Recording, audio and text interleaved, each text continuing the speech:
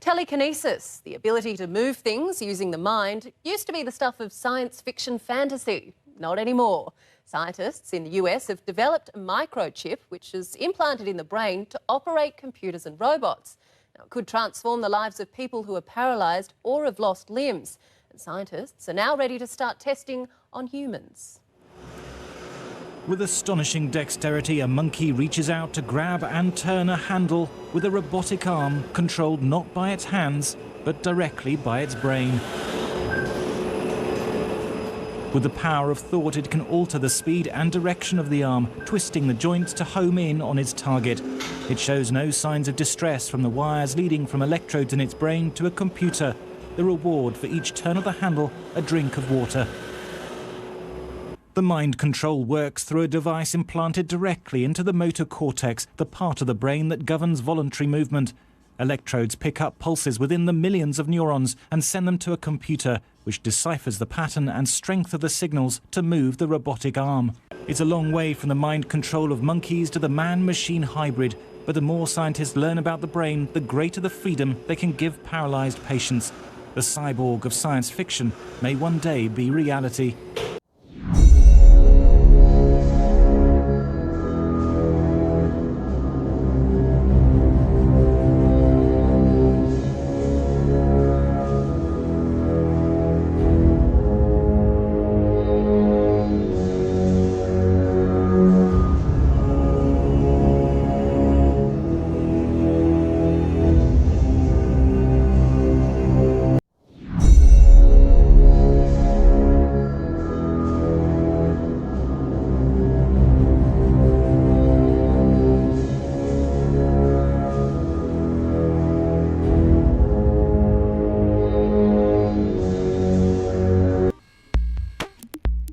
Incredible as it may seem, these monkeys learned to feed themselves with a robot arm that was being directly controlled by their brains, as if it was simply part of them.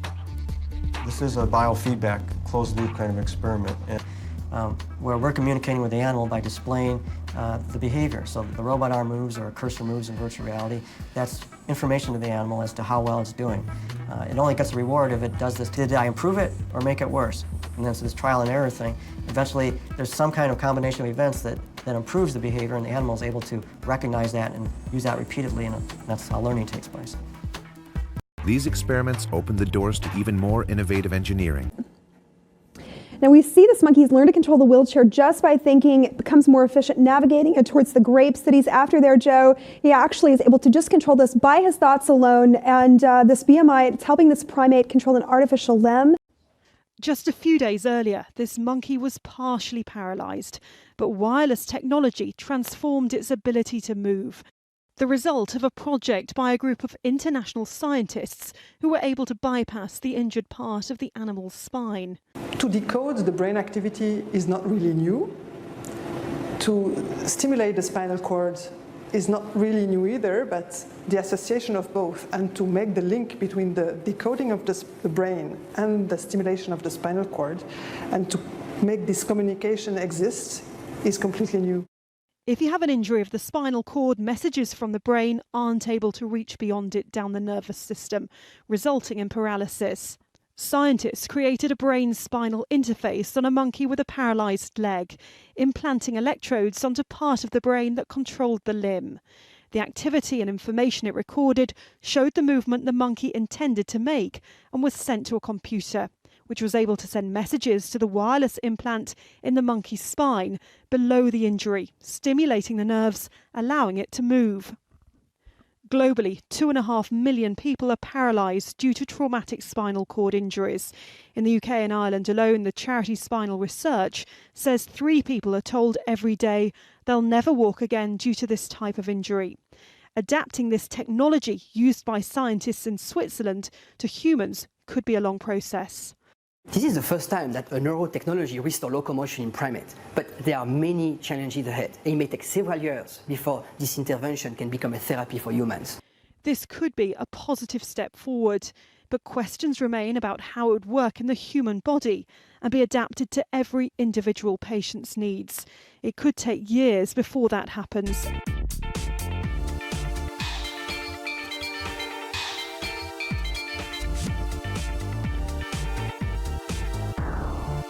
4 years ago, Melissa Loomis lost her arm in a terrible accident after she tried to break up a fight between a raccoon and her dogs. He had the little fangs and they sunk right into my arm. Melissa's arm became septic. Doctors had no choice but to amputate. I didn't want to die. And if I thought losing my arm would save my life, I was ready for it. Her surgeon, Dr. Vijay Seth of Spectrum Orthopedics in Canton, Ohio, made her a promise. I'll make you the most advanced amputee the world's ever had. Dr. Seth performed an experimental surgery never before attempted in the U.S. This is your ring finger. Incredibly, he rewired her nerves, giving her the ability to feel. The nerves that feel here on this hand, they're moved here. So that's her thumb, her index finger, her middle finger, ring, and small. So if I hit, what finger do you feel? Yeah, like my hand feels it. She can even feel temperature. My hand is cold. Oh, it's cold. Oh, it's very cold. Melissa's brain is tricked into thinking she has a limb. Open your hand for me. Great. Close your hand. Dr. Seth has chronicled his breakthrough achievement in a new book entitled Rewired.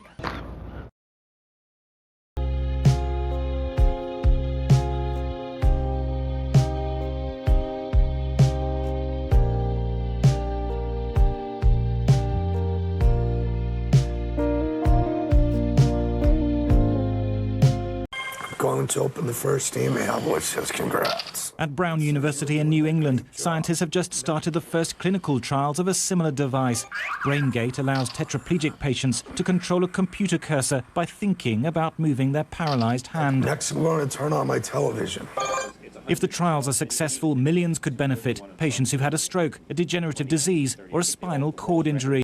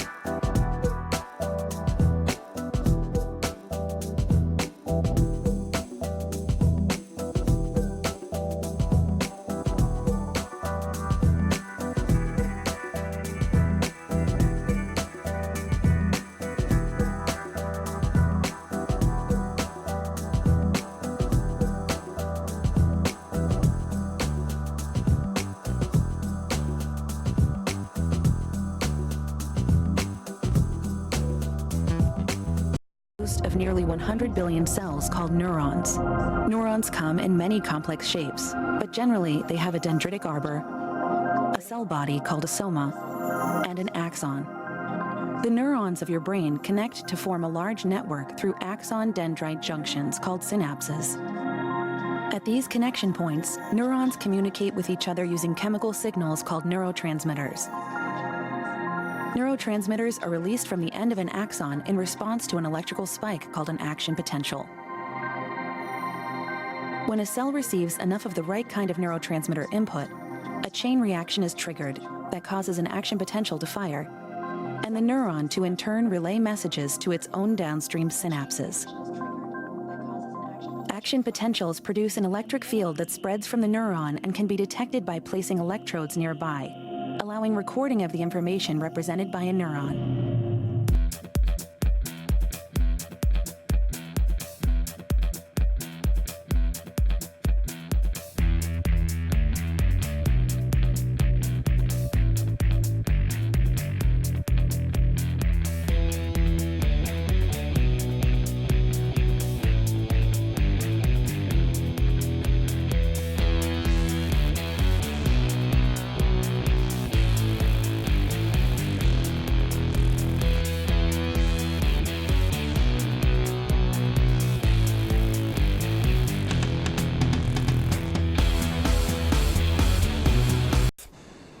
Can you fly that thing?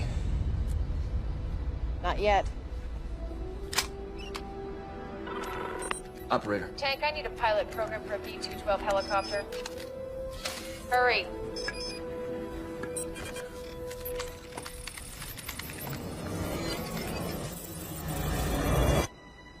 Let's go. Bir dakika. Biraz eksine ne dersin? Kung fu. Ha? Yükle mi? Bana mı? Ha? Yüklen.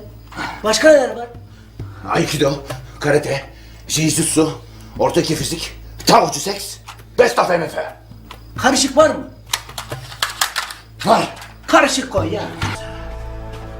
Başla tut. I know Kung Fu.